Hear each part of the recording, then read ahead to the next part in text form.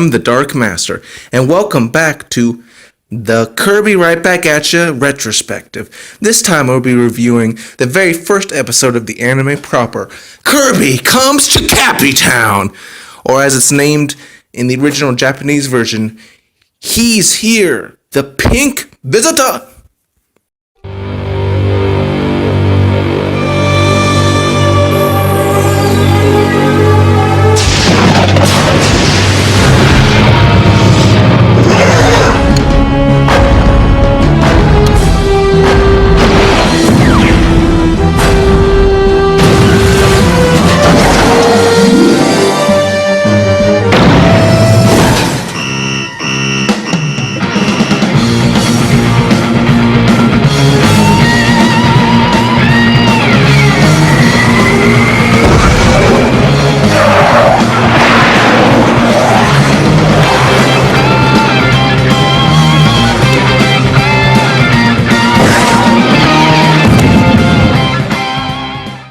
Much like last time, this video will first start with a few comments.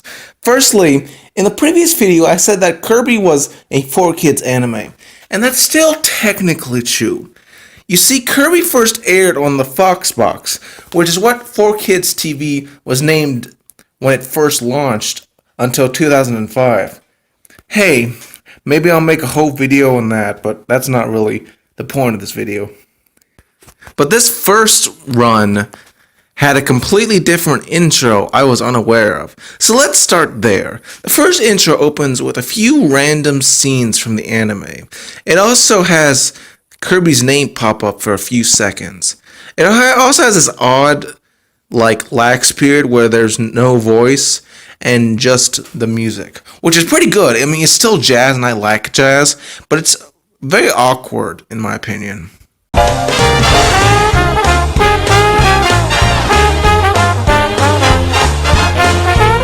Also, there seems just to not really have as much well timing in this intro.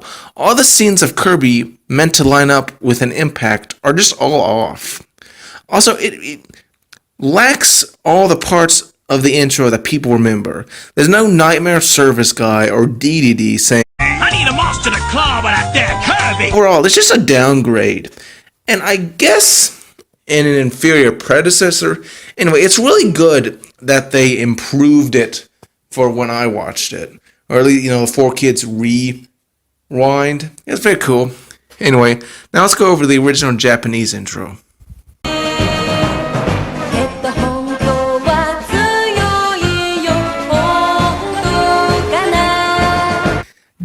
Different, to say the least. Firstly, it has some self-doubt as to whether to praise Kirby or not. Also, some of the 2D characters don't really make the transition to the 3D early CGI well. I'm looking at you, Teef. Even though you're a good girl, you don't really look that here. You look awkward. And you know what? The singer's good for what she's given, even if she's like a ghost in real life. Seriously, this is the one credit to her name, aside from the credits song, which is in the Japanese version. We'll go over that in a bit. But overall, the singer, Shanki, is really obscure, and I could only find one picture of her online, so here you go for all those interested. But of the three intros we'll be talking about today, I saved the best and my favorite for last. This is the intro you likely think of when you think of Kirby Right Back at Ya. It has the best choices and scenes, and my gosh, the music. Kirby, Kirby, Kirby, that's a name you should know. Kirby, Kirby, Kirby, he's the star of the show. He's more than you think, he's got maximum pink. Kirby, Kirby, Kirby's the one. Man, it's just fantastic. It's just pure jazz. The track being Kirby Right Back at Ya, which is totally not annoying to remember, was written by Norman J. Grossfield and sung by Ralph Schwetz, who also worked on Empire Records, Ultraman Tiger, and the first three Pokemon movies. Overall, an impressive lineup for him. This theme song just is so impressive, and it brings me joy to my ears every time I listen to it. Shame that the writer hasn't seen work since 2012's The Illusionists, Anyway, let's actually start the review proper. Took a little longer than last time, but that's fine. This is the actual anime. The episode opens to a bird. We'll see soon again, I can assure you. From there, the scene transitions to a field of sleeping sheeps. They awaken to the horrifying giant enemy octopus known as Octagon, the first enemy introduced of the anime. Named after the shape, obviously in English. Funnily enough, his Japanese name, Okutakan, is a portmanteau of the word octopus, Okutupasu, and the Japanese word for octopus, tako, with an N at the end added. Despite closely resembling an enlarged Floatzo, an actual enemy that dates all the way back to Kirby's original adventure on the Game Boy, this is an enemy actually anime exclusive until he was put in Kirby Star Allies, which is the most recent game, becoming only the 5th enemy from the show to get in the games. I guess being the first monster paid off for something, eh? Well, I hope they bring in Tifa for the next game. I'm looking at you, Hal! Bring her in! She's the best part of this anime! Anyway, Octagon captures a large amount of the sheep and devours them with his weird button mouth. Okay, wait a second. Why is it that in anime, so many octopi have these weird mouth things? Firstly, octopus mouths are already horrifying abominations that look like parrots. And so it would already give an enemy a proper scary look. And second, the mouth isn't on the head. And thirdly, a later Kirby enemy in the very same anime actually has a correct squid anatomy. I mean, this is just weird, man. And especially since it's meant to be an octopus, not a squid. It's just weird. Why does Japan have these weird anime cliches? Also, this scene in the Japanese original uses people voicing the sheep, which is odd and distracting and very noticeable for me. The American dub does the smart thing and uses, actual sheep recordings. Though I'll admit the American scream of the Cappy farmer is inferior and that the Japanese version actually is better. And why does he scream, you ask? Well, it could be because there's literal bones and skulls that are very realistic for this art style of his flock that rain down on him. It's rather horrifying, actually. Really, especially when compared to the cartoonishness of the show in general. And anyway, here's the two screams combined if you don't believe me. Then we cut to the Warp Star in space. Kirby's just snoring like the baby is until suddenly an alarm goes off and he rockets through space to Pop Star, which is a lot more realistic in the show. The music of the scene is pretty good. From there, we cut to the King's Castle and meet our first main character of the show that's unique to the anime, Escargoon. Get it? The pun in his name is because he's a snail and a goon for King Dedede. Ha ha ha ha. Given his voice actor is Ted Lewis, the snail's voice acting is pretty solid. Aside from Tiff, he's my favorite of the new main characters, though he's closely tied, I'll admit, with one we'll meet in a little bit. We even get to see him as a cameo in Kirby's Mass Attack, which is pretty nice. After telling the villagers off, Escargoon is stopped by the second main character introduced, Tiff, or as she's called in Japan, Fumu. What kind of name is Fumu? Most people consider her annoying and like a Mary Sue, but I don't know, I kind of like this character. And she really picks up Kirby's lack of character, because you have to be honest, Kirby as a character in both the games and the anime is bad. Like he's pretty much a blank slate. So the fact that they decided to add this new character, I think is fine. Also, voice actress Carrie Williams does an excellent job doing this. She really plays Tiff well. Overall, I just gotta say I like this character, and I don't care what anyone says. She's no Rei. Also, do you know that her voice actress also voiced Nami from One Piece? Alongside her, the rest of her family is also introduced here, so I might as well introduce them now as well. Tough Bun in Japanese is Tief's younger brother. Now I'll say he as a character is weaker than his sister, but his voice actress Case Rogers does a good job as well. Speaking of, she also voices the sibling's mother, Ladylike. Ladylike is pretty flat. Honestly, she's a naive mother who faints at the slightest hint of danger and seems to care more about her own beauty than pop star itself. She's called Memmoon in the original Japanese anime. Also, notice that off-color Waddle Dee that's just there in the background. I didn't notice it until I was editing this, but that's pretty cool. We also never see that Waddle Dee again. I heard it's meant to be Waddle Doo, but because they didn't bother to add Waddle Doo, they just changed the color. Yeah, that's interesting. It's a very interesting little detail you might not notice unless I pointed it out. Sir Ibram is the father voiced by David Lapkin. He's the cabinet minister, though that really means nothing since King Dedede is an absolute monarch. Honestly, he seems more concerned about letting his children have a rich childhood with no suffering than actually doing his job, which, is commendable, but it also means he doesn't stick up to, King Dedede that often, he doesn't fight against him. Also, why is his English name a pun on cerebrum? He's not very smart. In Japan, his name is Pamu. And he has a cool mustache. I mean, that's pretty cool, I guess. I don't really have much to say about him otherwise.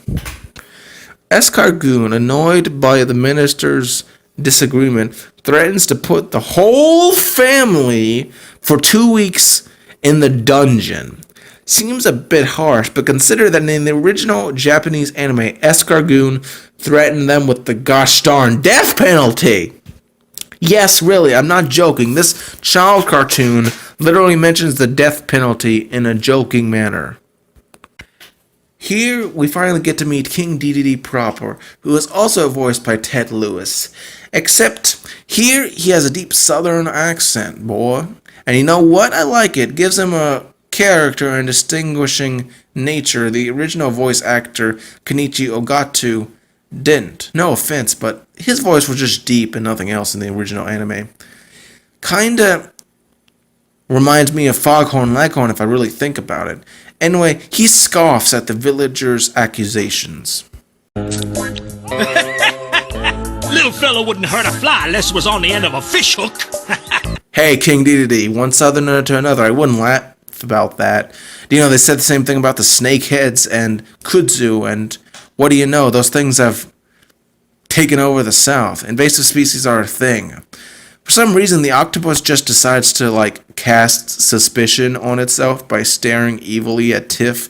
If it really didn't want to get suspicion, it probably shouldn't have exposed itself and just, maintained the demeanor. Then again, demon beasts aren't very smart in this anime. After that, Tiff and the citizens of the village of Cappy Town go to Kaboo, an enemy from the games. Here he is reinterpreted as a large totem that the Cappies approach for wisdom. He is also far larger, which is understandable considering he was inspired by the large heads of Moai. I really do like this reinterpretation of a rather generic enemy. It has an interior chamber, which we'll see later. His name comes from the kabuto, which is a type of helmet in Japan.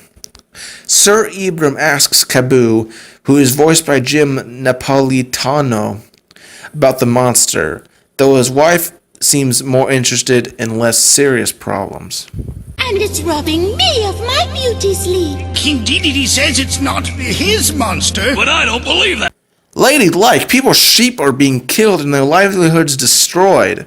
This is a little more important than whether you can get shut-eye. In this scene, we also get to meet the Cappy's mayor, Len Blustergas, which is an odd name. He's kinda a mayor in name only since King Dedede gives him little freedom to actually mayorally act. Also known as Ren Soko in Japanese. And yes, you may have known about his name. It's freaking Mike Pollock of Eggman fame. I guess he's been snooping as usual in Dreamland as well. I just love this guy. He does a really good voice acting in the show, even if the lines aren't always solid. Never tell me that Mike Pollock can't do a good job. He does a good job. If you're a fan of Sonic, you should watch this show. Also introduces Chief Bookham, the only police officer of Cappy Town, voiced by Jerry Lobozo, for the first 75 episodes. He does a pretty good job for a background character. He's called Boru Stokian in Japan.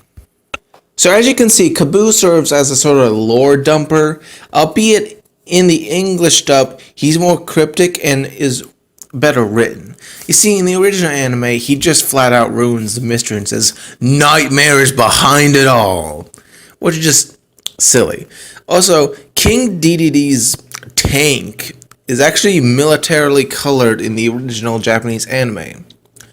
And you know, that looks funny, but I actually like how 4Kids made it more in line with King Dedede's aesthetic. I know that offends some people, but I just really like his overall recolor of it. Then Kaboo goes on to tell the legend of the Star Warrior Kirby, who in the original anime, Teef kind of asks about the legend first, which is kind of weird because, like, wouldn't she already know about Kirby, so why would she ask? Anyway, Teef has this, like, dream sequence of what she thinks Kirby will look like. It kind of looks like Link without a hat, if you ask me. King Dedede and Escargoon had been listening the whole time, and so barge in and threaten to blow up Kaboo. That's just terrible. Destroying priceless artifacts, who would do that? What a horrible thing. Before he can, however, there's a bright light in the sky. Kaboo is always right, and King Dedede and the rest are speechless as a star-shaped ship crashes into a forest, causing untold levels of property destruction before coming to a rest at the top of a hill. Intrigued, the townspeople all gather around the ship, which opens up to reveal a familiar pink puffball. King Dedede pokes the confused Pinky up. And can I ask, what kind of glove has like only 2 uneven fingers? That's just weird. That's like just putting a singular utensil in a display case. Why would you do that? Anyway, being the bigot he is, King Dedede tries to smash it, but Teef stops him. Also, yeah, by the way, since it seems relevant, Kirby only speaks in little baby noises and names. Some people hate it, but I don't mind. I always took Kirby to not be an adult in the video games, so it isn't as offensive to me as it is to some diehard fans. Teef then asks Kirby the logical question, to which he answers, Kirby! Kirby! to which the citizens react, well, less than happily. That's Kirby? The Star Warrior? It's so pink! Hey, just because Kirby doesn't live up to your unnatural body expectations doesn't mean you get to be pink-phobic, ladylike. Real men wear pink. Don't you like subversion of expectations blindly? Don't you know subversion of expectations is all that it takes to make a good movie? Anyway, King Dedede does his normal thing and violently assaults the illegal alien. For some reason, this king seems like the guy that started a race riot, but whatever. I hate golf, and so does Kirby, as he is falling down the gorge. From a public menace! Yeah, Kirby must have been the monster that's been eating up all the sheep. Dude, he just got here, you idiot. No way he could have eaten all those sheep yesterday. So Teef does what she feels is best and tries to go down to help Kirby.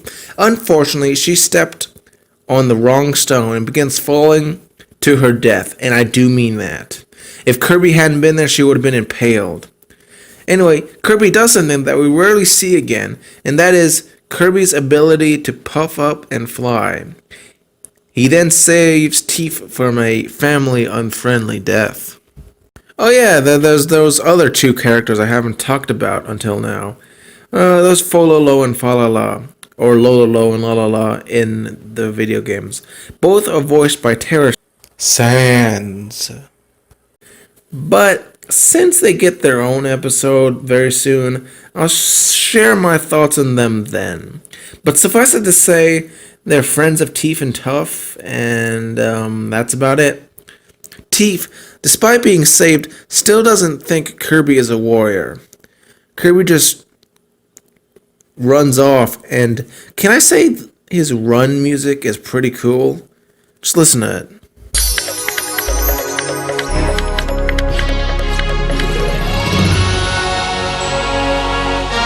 And so we're introduced to Cappy Town proper, the setting of most of this anime. And yes, people, the Cappies are enemies from the games. Interestingly, they don't have the mushroom hats that they have in the games, though I will say Tuff's dialogue is a bit on the nose. Tiff decides, now I guess it's time to be snooty. Then again, she's just met Kirby, so I guess it's okay. Tiff. Name Tiff, and I'm her brother, Tuff. And we're their friends, Bololo and Falala. Bololo, Falala. And yes, this is the most words you'll see Kirby say at any one time. He's a baby. I mean, can you blame him for not saying a lot of English words well? Then Dedede rolls up in his tank and gives a head-on collision with Kirby. Also, Dedede is a terrible shot. Like, seriously, how are you missing this? Only succeeding in chucking Kirby into a watermelon patch. The watermelons here must be pretty light, since Teef doesn't have any issues lifting them. Also, they don't really give King Dedede any head concussions, which they would have given if they were real watermelons. I mean, have you seen those catapults? Escargoon shows his superior PR and advises King Dedede to be more subtle and not run over the underage children. The other Cappies check up on Tiff, and they find a greatly engorged Kirby eating a watermelon. Being the guy he is, the mayor invites Kirby for dinner, where we meet two more characters that I will go over. Hannah Blundergass, who has been married to her husband for 40 years.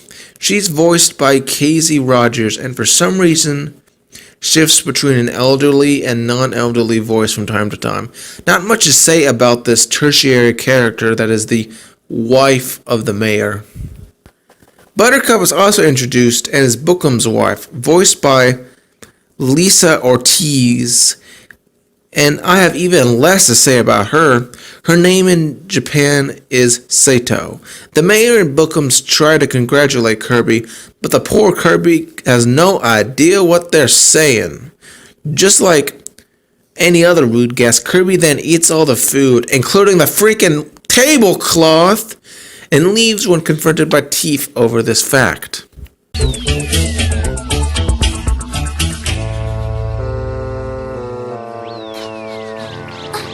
Did you do this?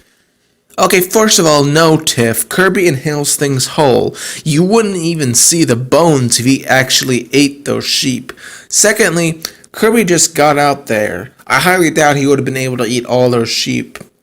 Still, it is quite a bad look, like being found with an underage pick while you're being questioned by the police.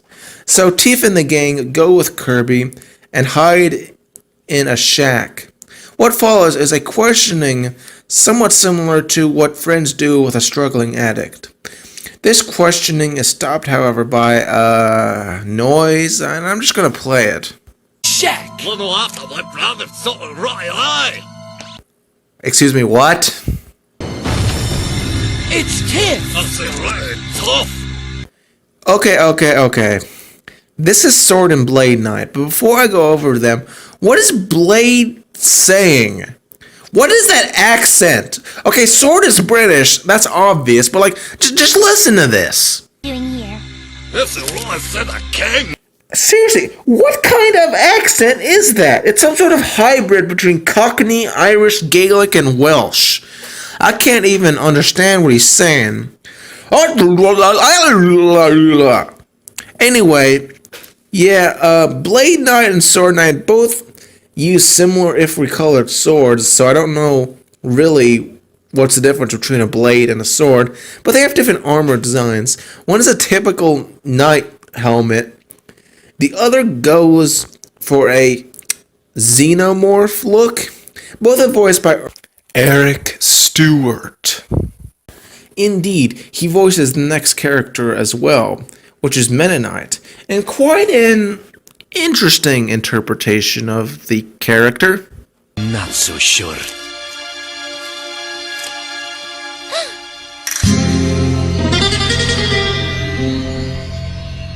Yes, he has the Spanish accent and guitars. Realizing Kirby is indeed here, the masked swordman pulls out a sword and finds him. The two look at each other and I guess have like a soul connection or something. And Meta Knight has this vision thing. And because of that, he tells both of his friends, Sword and Blade, to back off and they gotta find the real monster. Though since we saw Octagon earlier, this is not really much of a mystery or a surprise.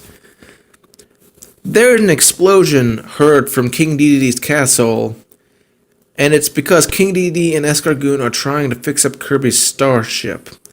Kirby realizes this and goes and runs in that general direction, and man is he fast. Dedede devilishly notices this odd little box that when he opens reveals the Warp Star, which in the anime can shrink and grow in size. That's a fine addition. I don't really have an issue with it. The king loves taking the star and apparently wants to use it for decoration. I don't really know if that'll fit, but go ahead, man. Kirby then once again floats upwards, something he rarely does, and gives Escargoon both a scare and makes the most depressing noise I've ever heard from Kirby. Meanwhile, King Dedede laments buying his pet. Apparently, he wanted a monster, but like, you think his citizens telling him that there's a monster might clue him into the fact that, hey, maybe this pet is actually a monster? I mean, especially since he literally bought it from Nightmare Enterprises, also called the Holy Nightmare Corporation in Japan. Like, you'd think he'd be a little more smart and open-minded to the villagers' claims. Speaking of, in this scene we are introduced to another one of the anime's better original characters. The enemy sales guy. This smooth-talking, sneaky salesman always brings a smile to my face. Heck, he even comes in as a cameo in Kirby Mass Attack, which is why his final fate is a bit sad.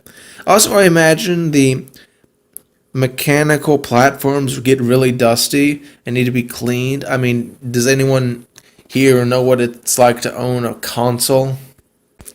After the sales guy convincing, Dedede hangs up and goes to re-inspect his octopus, who's crawled partially out of the tank. Having gotten sick of his king's constant bad-mouthing, he hypnotizes the king somehow.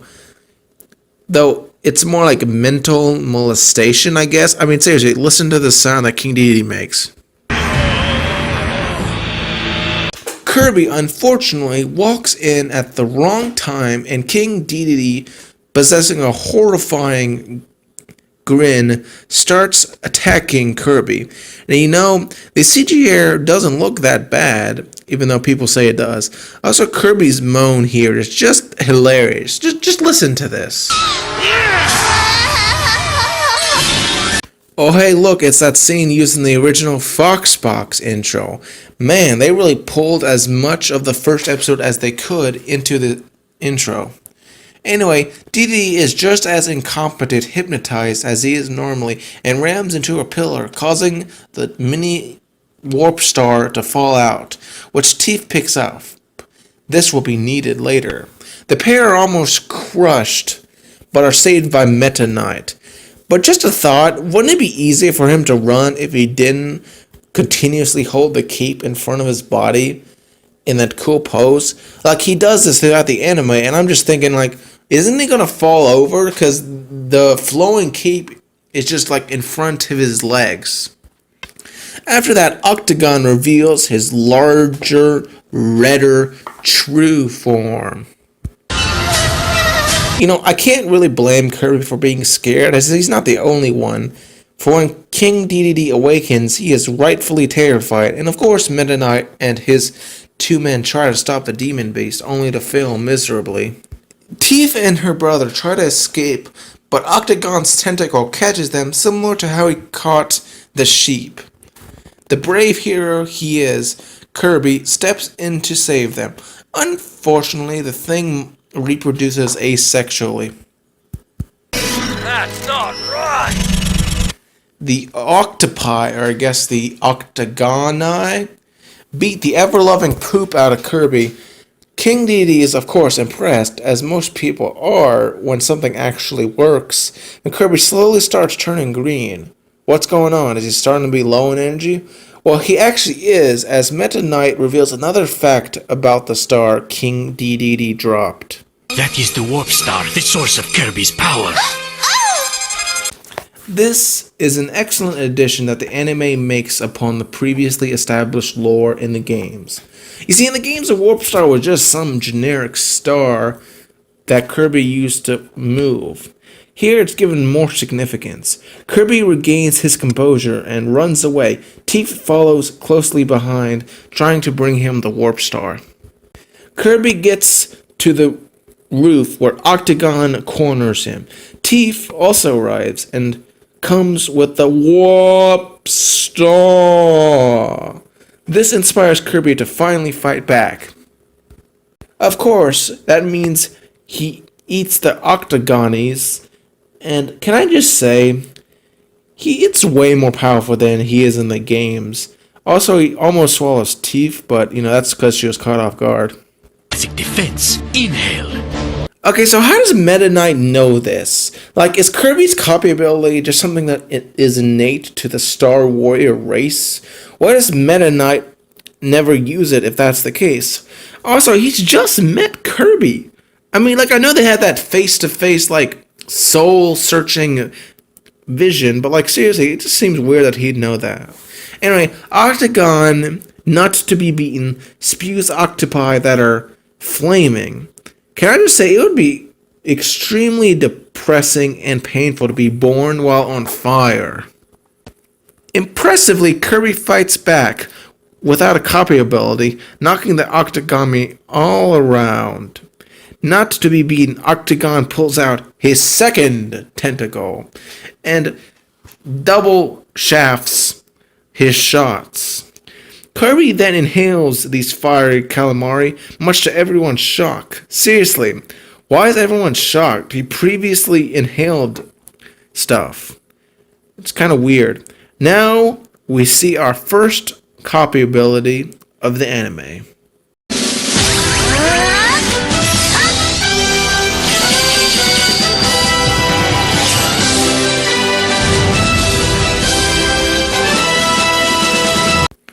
So here is the very first copy ability in the series proper. Fire Kirby! This is also the most common ability in the anime, getting 10 appearances in total, counting the 3D special.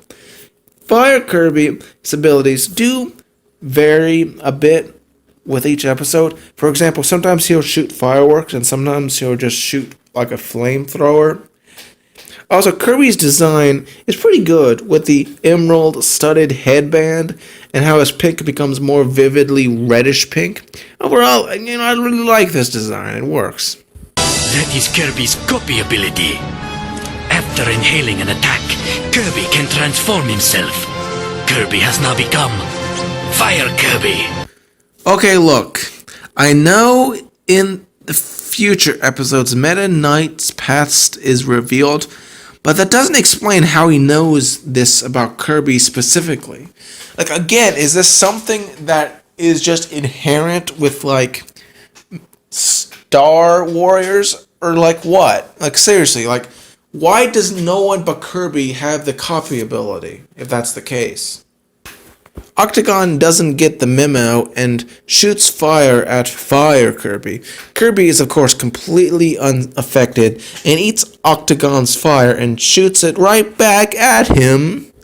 Tiff throws the warp star which grows in size and Kirby uses it to dodge Octagon's flames before shooting the beast with its very own flames.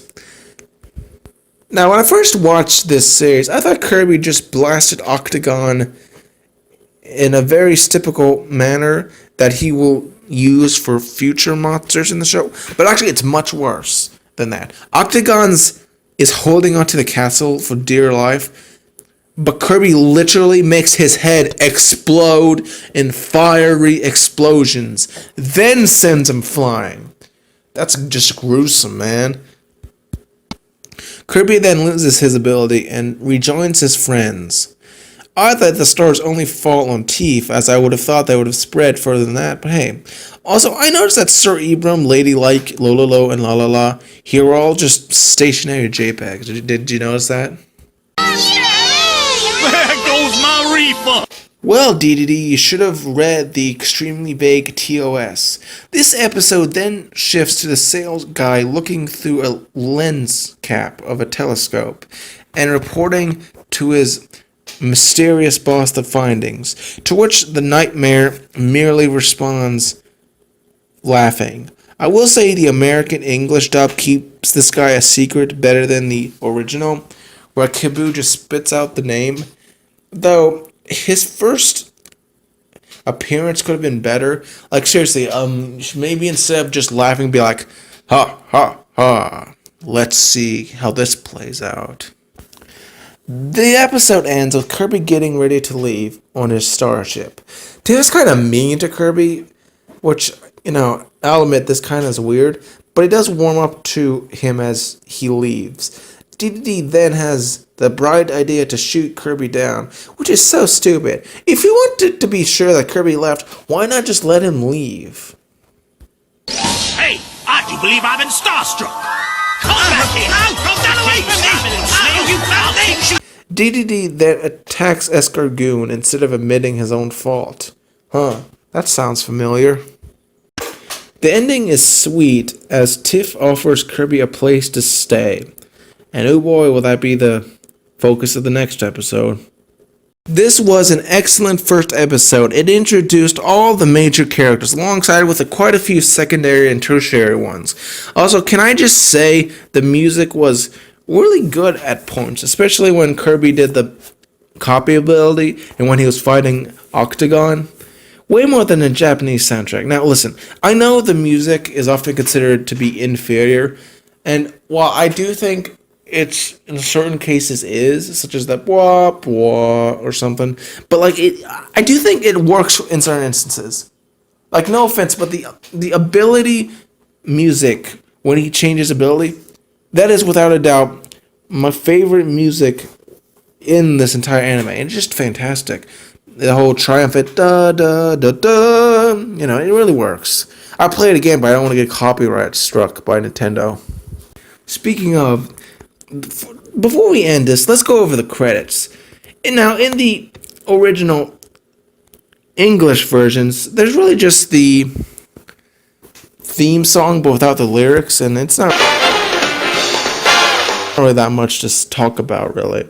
But in regards to the Japanese version, we actually get a completely new song, and it's, of course, the same person who sang the intro singing Kichion Wu Maru, which is just pretty bouncy. And even if the lyrics aren't the best when translated to English, I just really like how it's done.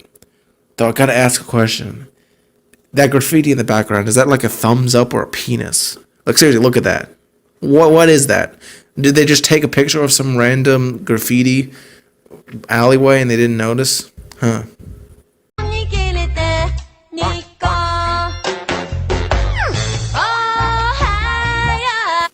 So that's that. I will say from now on, intros to these videos will likely be much shorter as we have less background to go over for each subsequent episode. And I'm also going to be diving right into episodes from now on, most likely. I'm the Dark Master, and join me next time where we cover the next episode of Kirby Right Back at Ya.